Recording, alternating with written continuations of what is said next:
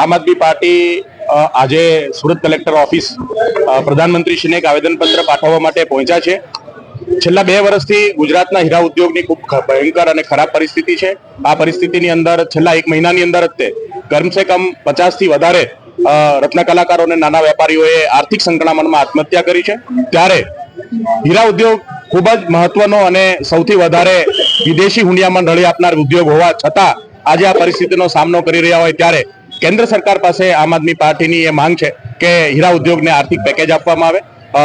તમામ જે હીરાના વેપારીઓ અને રત્ન કલાકારો છે એમને આગામી 6 મહિના માટે દર મહિને 10,000 જેટલી સન્માન રાશિ આપવામાં આવે.